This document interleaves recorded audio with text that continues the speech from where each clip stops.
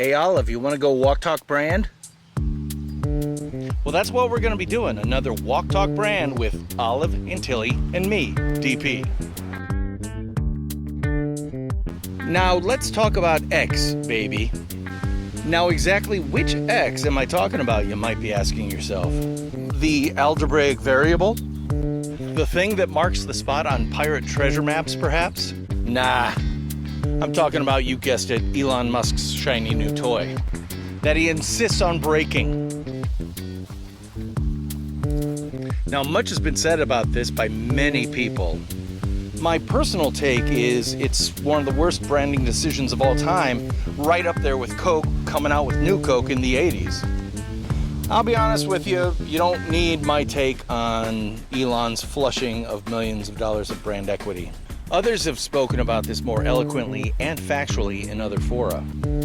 However, I do want to share one creative director's take on what's actually going on here and why it's a huge problem. And my huge concern about this can be summed up in one simple phrase. How the X are we supposed to execute this in the wild? Don't know about you, but I think X is one of the most challenging letters in our alphabet. It's associated with the unknown, the uncertain, and the pornographic, which might be why he chose that name in the first place. And if you'd like a quick example of my concerns in action, take a look at what journalists are having to do when writing about the story. Frankly, they don't know how. It used to be pretty clear and brand enhancing. Consider this example. The president tweeted out the word covfefe at 1:30 a.m. Tuesday night. That onomatopoeic word tweet became wholly associated with the brand Twitter. So much so, you didn't even need to say the president tweeted on Twitter.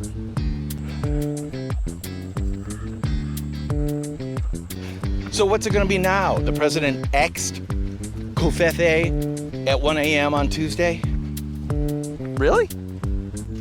They went from a cheerful little birdie to a toxically masculine X. Oh, and how about the color palette?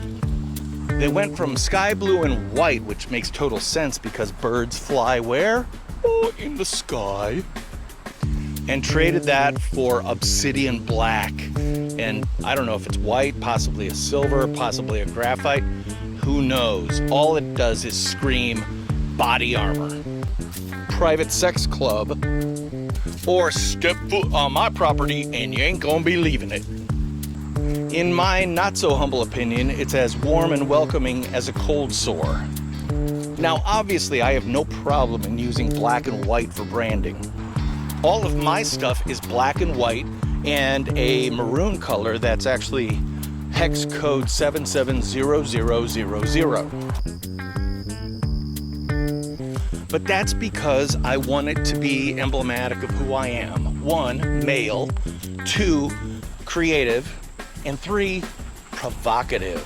Yeah, it's a little bit in your face for a reason. And that color palette change is jarring. It's like going from a Pixar film to the Texas Chainsaw Massacre in what, a day or two?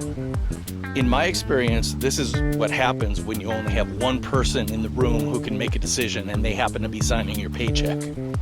And the scariest thing in the world of creative is a CEO with a logo idea, who then won't listen to people who've spent their entire careers demonstrating they have the taste and talent to create something that works, not only in one place, but all places.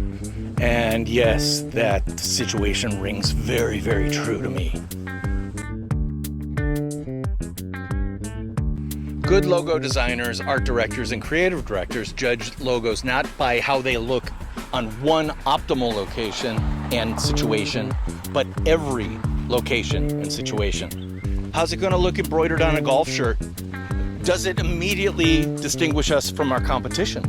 Does it convey the immediate benefits of working with us? And in the masterclass case of McDonald's Golden Arches, is your logo actionable and identifiable to a 4-year-old toddler who's pre-literate, who's got a hankering for a Happy Meal? That, my friends, is tasty branding. Pardon the pun. If the goal of l'enfant terrible was to get people like me to leave the platform, hey dude, you succeeded. I think I joined in 2008, something like that. And that's the larger point I want to make too.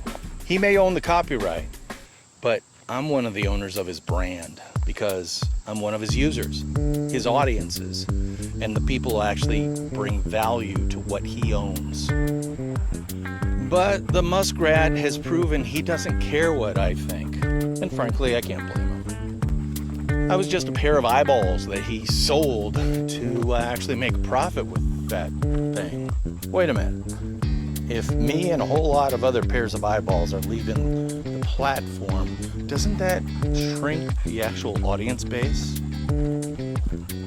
Which then makes the platform largely untenable for advertisers who want to reach as many eyeballs as possible.